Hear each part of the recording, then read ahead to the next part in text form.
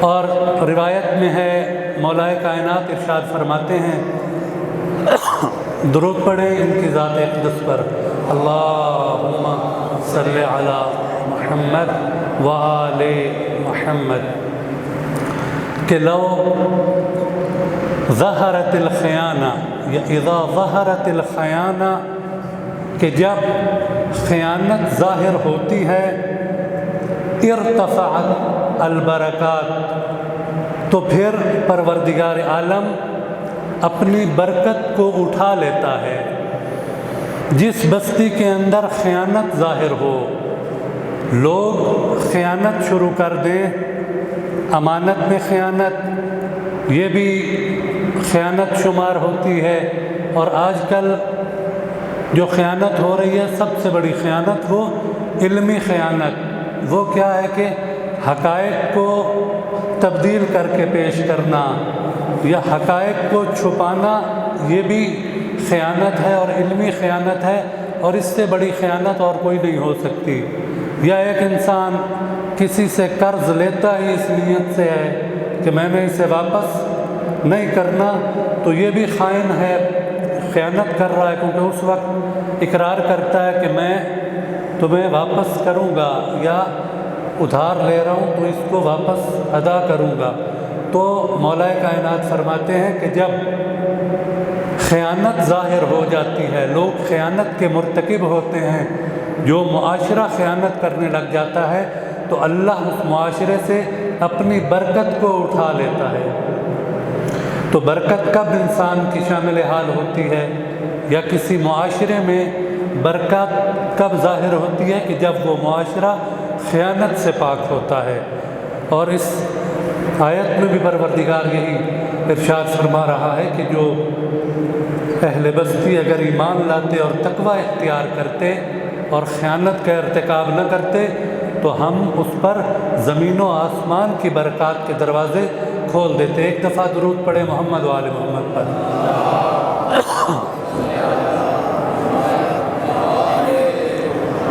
اور اللہ کے رسول ارشاد فرماتے ہیں کہ خصلۃ من لزمہا، کہ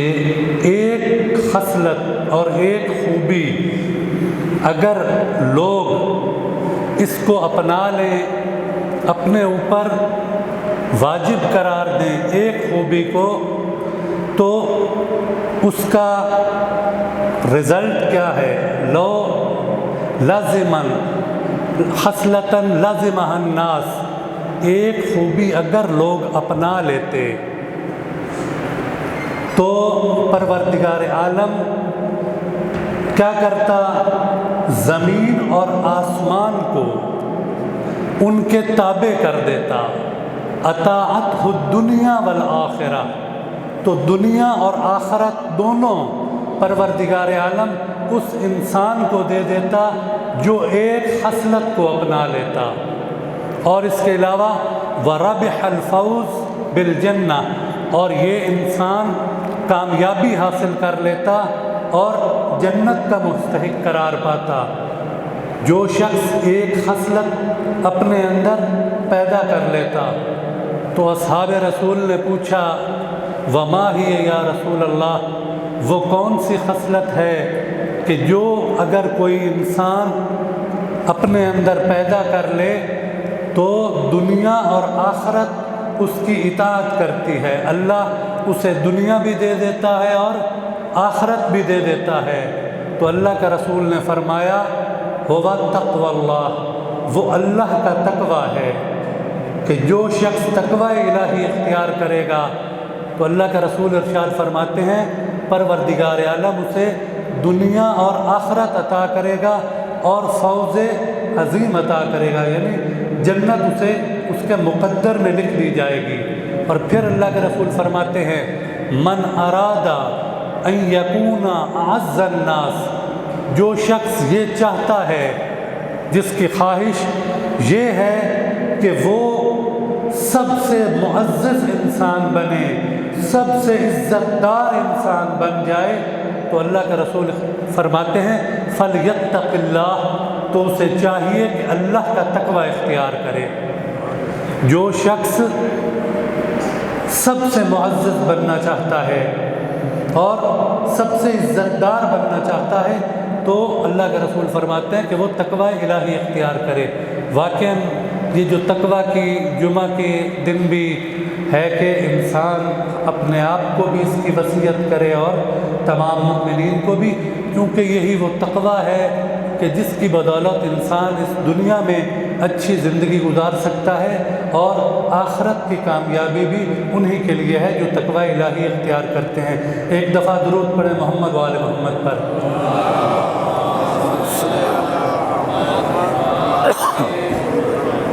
بس ایک آدھ بات رمضان المبارک کے حوالے سے کہ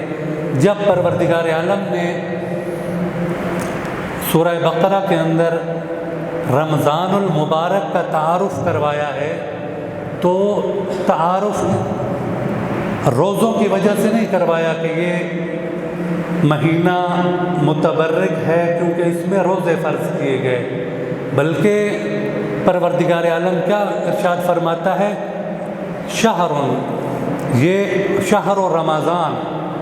رمضان وہ مہینہ ہے انزل فیہ القرآن کہ جس میں پروردگار عالم نے قرآن مجید کو نازل کیا ہے۔ اس کی فضیلت اس وجہ سے ہے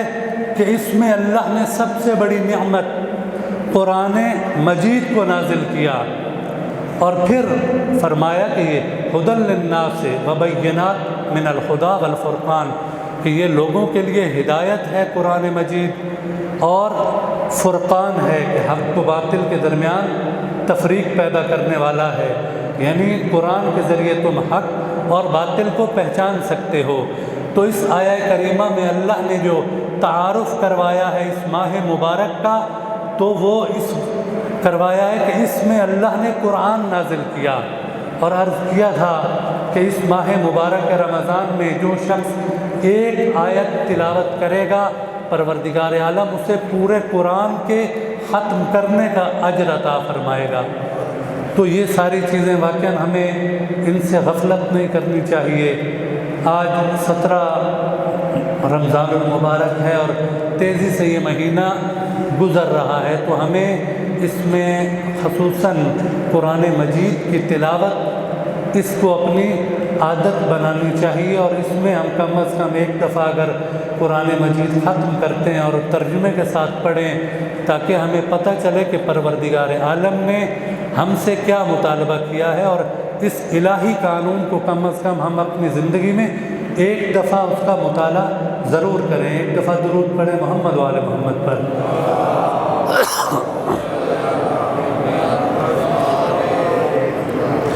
تو قرآن مجید میں فقط ایک ہی ماہ مبارک ہے کہ جس کا نام ذکر کیا گیا ہے، اور وہ ماہ مبارک رمضان ہے۔ اس کے علاوہ اور کسی مہینے کا تذکرہ نہیں کیا گیا،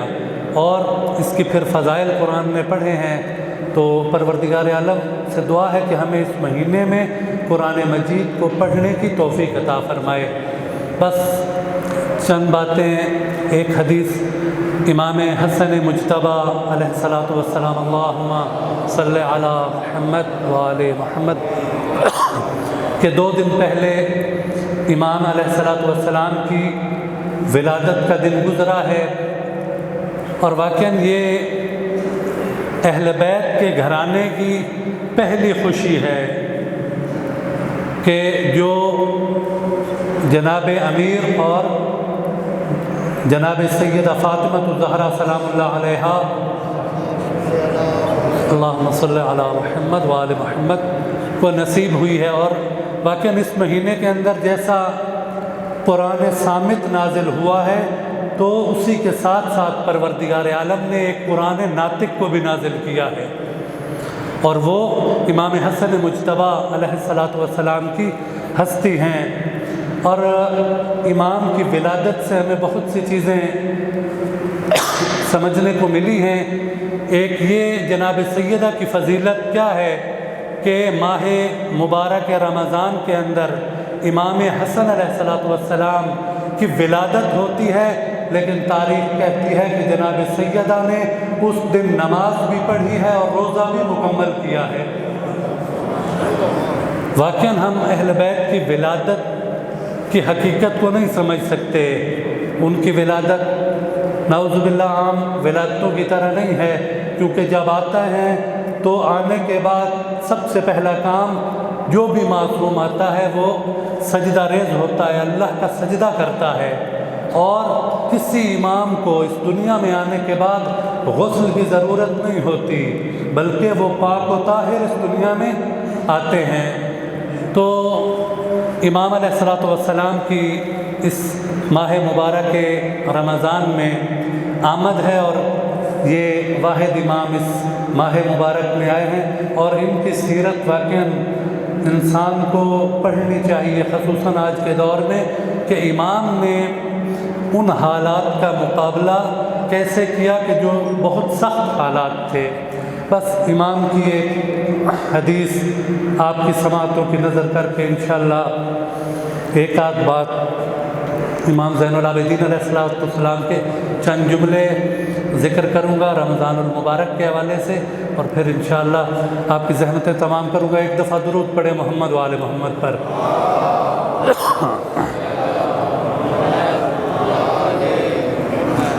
امام حسن علیہ السلام سے ایک شخص سوال کرتا ہے کہ یا امام لأی شیء لا نراک ترد سائلا، کہ اے امام ہمیں یہ بتائیے کہ ہم نے کبھی نہیں دیکھا کہ آپ نے اپنے در سے کسی سوالی کو خالی واپس پلٹایا ہو۔ کیا وجہ ہے کہ آپ کسی بھی سائل کو اپنے در سے خالی واپس نہیں پلٹاتے؟ واقعاً اب امام کا جواب سنیے گا۔ یہ سیرت اہل بیت ہے، اور ہمیں واقعاً سیرت اہل بیت کو اپنانا ہے قرآن مجید کو پڑھ کر، کیونکہ قرآن مجید کے اندر بھی ایک بڑا حصہ اہل بیت کی شان میں بھی بیان ہوا ہے، اور ان کی سیرت بھی بیان ہوئی ہے، اور خود آئمہ کہ ان کی سیرت اور ان کا طریقہ کار کیا تھا۔ اور تو جب یہ سائل نے سوال کیا کہ مولا آپ کسی بھی سائل کو کس وجہ سے اپنے گھر سے نامراد یا خالی نہیں پلٹاتے، تو امام نے فرمایا انی للہ سائل وفیہ راغب، کہ میں خود اللہ کے در کا سوالی ہوں اور میں اسی کی طرف رغبت رکھتا ہوں۔ اور جب میں خود ایک سوالی ہوں تو پھر امام فرماتے ہیں استحی ان اکون سائلا وارد سائلا، مجھے حیا آتی ہے کہ میں خود بھی ایک سوالی ہوں اور سوالی ہوتے ہوئے کسی سوالی کو اپنے گھر سے بغیر کچھ عطا کیے واپس پلٹاؤں۔ یہ صفت کیا کہ میں خود اللہ کے در کا سوالی ہوں۔ اور پھر امام جو ارشاد فرماتے ہیں، واقعاً سماعتوں کو بیدار کر کے سنیے گا کہ یہ ہمارے لیے بہت بڑا پیغام بھی ہے، درس بھی ہے۔ امام فرماتے ہیں ان اللہ عودنی عادۃ ان یفیض نعمہ علیہ، کہ اللہ نے میرے ساتھ ایک عادت اپنا رکھی ہے۔ عادت کیا ہوتی ہے؟ عادت وہ کام ہے کہ جو انسان کسی حالت میں بھی چھوڑ نہیں سکتا، وہی عادت ہوتی ہے جو انسان کے ساتھ ہمیشہ وہی کام انسان جو بار بار کرتا ہے وہ اس کی عادت ہوتی ہے۔ تو امام فرماتے ہیں کہ اللہ نے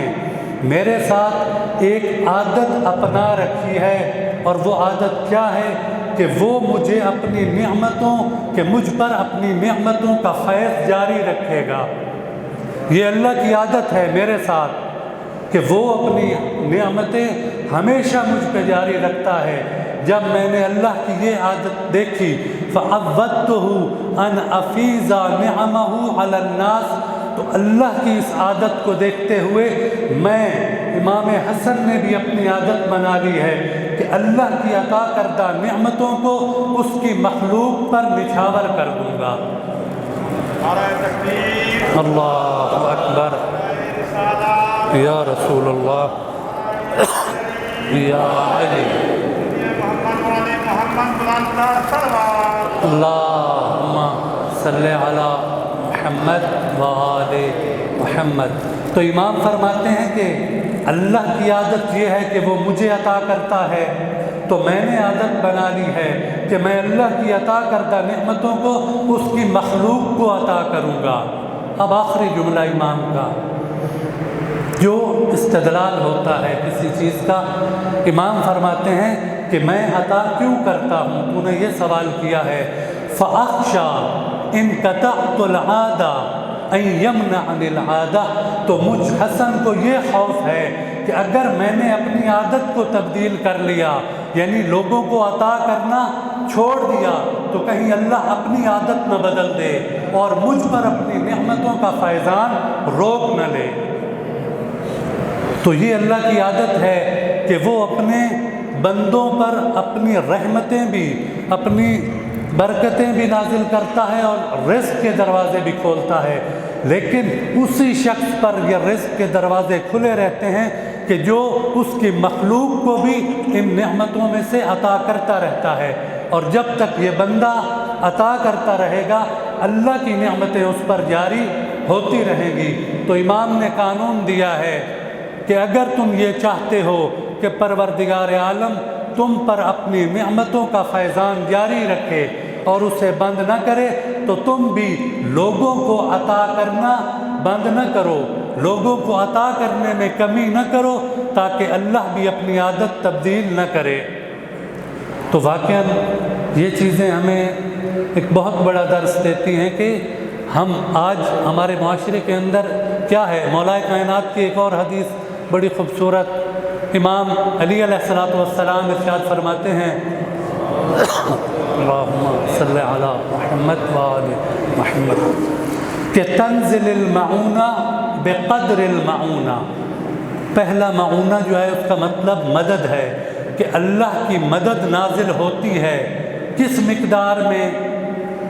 उसी मिक़दार में नाजिल होती है जिस मिक़दार में ये इंसान खर्च करता है। आप देख लें माशरे के अंदर जो कंजूस अफराद हैं, खर्च नहीं करते, उनका रिज़्क़, उसके रिज़्क़ में इजाफ़ा नहीं होता, हो तो बहुत कम इजाफ़ा होता है। लेकिन वो शख्स कि जो अपने ऊपर भी खर्च करे, अपने अहल व अयाल पर भी खर्च करे, दूसरों पर भी जितना ज़्यादा खर्च करता है, परवरदिगार आलम उसे उतना ज़्यादा अता करता है। तो मौला फरमाते हैं कि अल्लाह की मदद उसी मिक़दार में नाजिल होती है जिस मिक़दार में इंसान खर्च करता है। तो अब ज़ाहिरी बात है ये खर्च अल्लाह की मासियत में नहीं बल्कि अल्लाह की इताअत में, अल्लाह की इताअत में रहकर रिवायात बहुत ज़्यादा हैं कि जिसमें है कि तुम अपने अहल व अयाल पर खर्च करो, तो ये परवरदिगार आलम के नज़दीक भी सदका है। जब अपने अहल व अयाल पर खर्च करना सदका है, तो फिर अल्लाह की राह में खर्च करना तो बदरजाए औला सदका है। पिछली दफ़ा क़िबला मुज़फ़्फ़र हसन साहब ने एक गुजारिश की थी कि माह मुबारक रमज़ान के अंदर भी और इसके बाद भी अगर तमाम मोमिनीन 100 रुपया भी इस मस्जिद के लिए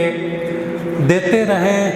तो इस मस्जिद की बहुत बड़ी मदद हो जाएगी। तो आपसे गुजारिश है कि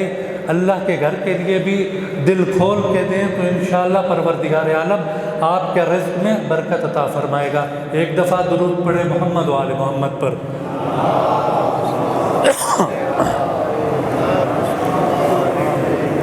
बस इमाम ज़ैनुल आबिदीन अलैहिस्सलातु वस्सलाम अल्लाहुम्मा सल्लि अला मुहम्मद व आले मुहम्मद की दुआ के चंद जुमले, ये दुआ मौजूद है सहीफ़ा सज्जादिया में। दो दुआएं हैं, एक इस्तक़बाल रमज़ान की दुआ है कि इमाम अलैहिस्सलातु वस्सलाम माह मुबारक रमज़ान का इस्तक़बाल किस तरह करते थे,